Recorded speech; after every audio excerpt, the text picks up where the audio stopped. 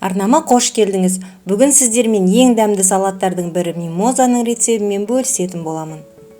Ең алдымен сәбіз, картоп, жұмыртқаны суда пісіріп аламыз.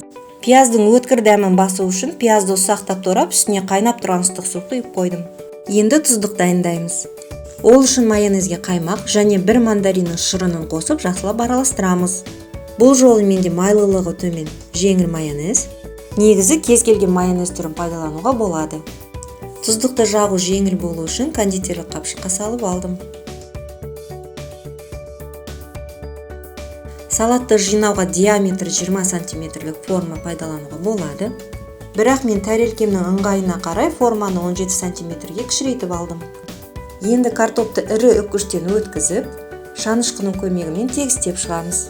Дәміне қарай тұз себеміз. Үстіне тұздықты салып, қасықтың көмегімен жайып шығамыз. Күш салып нығыздап басудың қажеті жоқ, жай ғана тегістеп жайып шығамыз. Салат үлпілдегі жұмсақ болса, тұздық жақсы араласып, салатымыз дәмдірек болады. Енді балықты шанышқының көмегімен езіп ұсақтап аламыз. Картоптың үстіне салып, шанышқымен тегістеп шығамыз. Балық тұзды болғандықтан тұз салу міндетті емес, бірақ өз еркіңізде. Бұл салатқа консервіленген балықтың кез келген түрін пайдалануға болады. Менде бұл жолы скумбрия.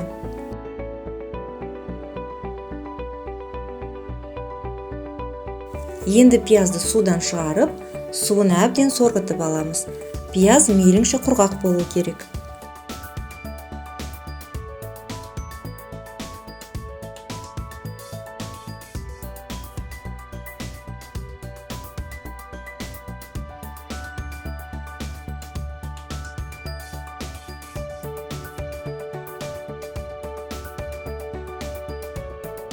Келесі кезекте сәбізді де картоп сияқты ірі үккіштен өткізіп аламыз.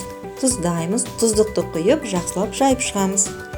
Картоп пен сәбізді пісірген кезде суға міндетті түрде тұз салыңыз, және салатқа да қорықпай тұз қосып отырыңыз. Себебі тұздығымыздың жартысы қаймақ болғандықтан тұзы төмендеу. Енді жұмыртқаның ақ уызы мен сарысын бөліп шығамыз. Салаттың ең беткі қабатына шамамен 3 жұмыртқаның ақ уызын пайдаланамыз. Үккіштен өткіземіз, тұздаймыз, тұздықты қосып, жайып шығамыз. Міне мен тұздықтың бәрін пайдаландым, яғни осы мөлшердегі тұздық толығымен жеткілікті болады.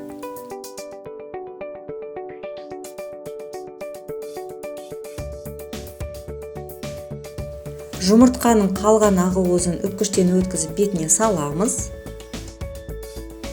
Ал жұмыртқаның сарысын ұсақ үккіштен өткізіп, жеке тәрелкеге салып аламыз. Салатты укроп пен жұмыртқаның сарысын пайдаланып, мимоза гүліне ұқсастырып әсемдеп шығамыз.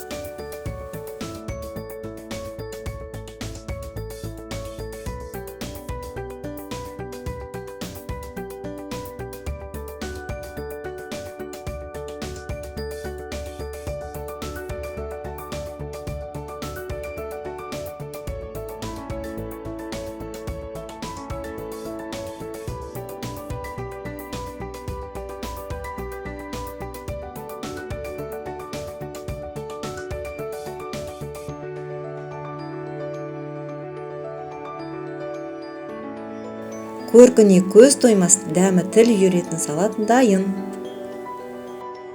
Бетін жауып, 30 минутқа тоңазытқышқа қоямыз. Формадан алу оңай болу үшін шетін пышақпен бір айналдырып шықтым.